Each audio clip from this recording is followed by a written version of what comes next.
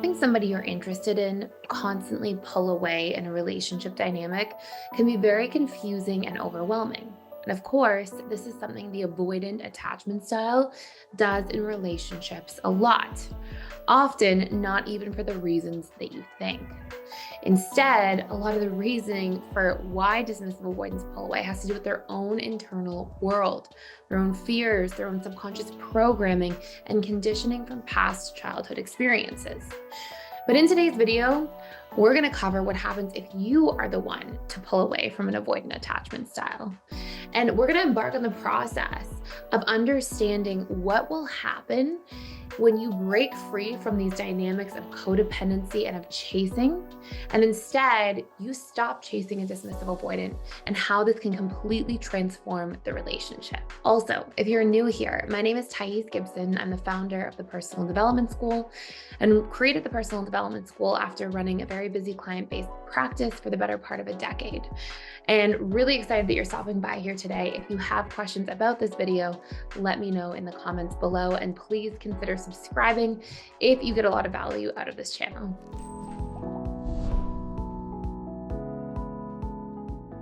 So first and foremost, it's really important to recognize that all avoidant attachment styles essentially operate in this dynamic of their feelings minus their fears.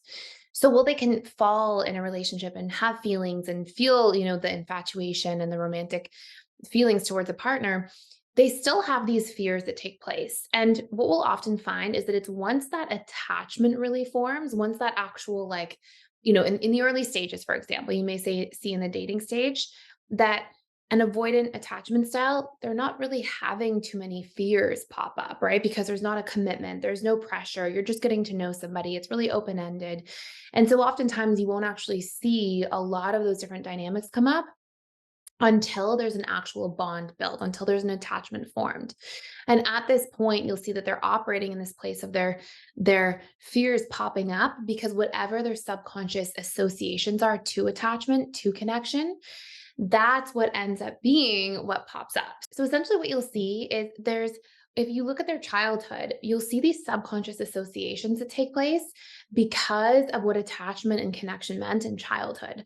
So if attachment and connection meant chaos in childhood, if it meant neglect, if it meant criticism and shaming, these are the deep fears that will arise once an attachment bond has been built. And so what you'll see is when somebody's starting to process those feelings and having some of those fears come up, if they're also getting chased, they don't have room to process. And something that's super important for all avoidant attachment styles, both fearful avoidant and dismissive avoidant, is that they have space to process how they're feeling and what they're experiencing. And so if there's this constant dynamic of feelings minus fears, but then there's also engulfment, it only leaves room for them to get really stuck in all of their fears and to not even have room to process their fears out so they can get back into their feeling side of things. And I want to say something that's really important here. This cannot be at the expense of your needs as a person, because if you are in a position where you just disconnect, you just take a huge step back from the relationship, if that person's also not coming towards you to meet your needs, to expand the relationship, to grow the relationship with you, you can get into this tricky dynamic of like two ships passing in the night where they need the space, you take the space because you're trying to give it to them, and then there's no real connection. So when you stop chasing and avoidant, it doesn't mean put up with a relationship dynamic that's not healthy for you, that's not fulfilling to you. There's some really important things I'm going to share here that you want to do. And I'm going to talk about needs here for a moment. As we go into some of the needs and the expression of them to an avoidant, while not chasing them, and some actual constructive strategies you can dig into. If you want to do a much deeper dive into needs as a whole, I have an entire course you can check out just about learning your own needs and how to communicate them for free. And I'll put the link in the description box below if you want to check it out. And so what we see here is, number one, it's going to be really important that you know your needs, right? This not chasing the avoidant can't be like you not having needs in a relationship and you just be, entering into a relationship where there's no connection, no commitment, no showing up. So what you want to be able to do is make sure that you're actually investigating what your needs are, understanding what they are, and communicating them, but then giving space for the avoidant to actually come and meet them. So what I mean by this is when we communicate needs to an avoidant, if they come in the negative, so if they come in the form of you never do the dishes, you never did XYZ, versus, hey, I could use some support. Do you mind taking a turn to do XYZ, to do the dishes, right? When we communicate in the positive, it lands much more effectively for avoidant attachment styles because they both tend to be quite hypersensitive to criticism. So while you give space, and stop chasing and allow there to be room for that sort of feeling side of things to build, you also want to make sure that you are understanding and identifying what your needs are after investigating them and communicating them, but giving space for those needs to be met. And then what you also want to be able to do is set a deadline, right? You want to define as a person, like, what are my needs? What's important to me in a dynamic? And are these things actually being met? Is there actually momentum towards these things being met? Like, what are my baseline of standards for what I'm willing to accept?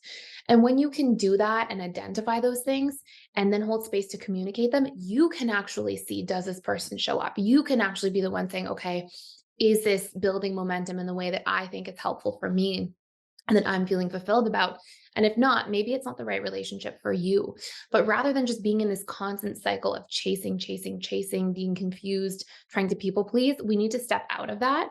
We need to understand what we are looking for as individuals, build a relationship to ourselves, and then take action steps to get there. So hopefully this makes a whole lot of sense for you, and gives you some action steps to start off with. As I mentioned before, if you want to do a deeper dive into needs as a whole, you can check out for free our needs course, Discover, Embrace, and Fulfill Your Personal Needs. It's all about understanding your needs, communicating your needs. You can check this all out using the link in the description box below. And if you're enjoying this channel, please consider giving a like, a share, or a subscribe. And thank you so much for stopping by and for watching.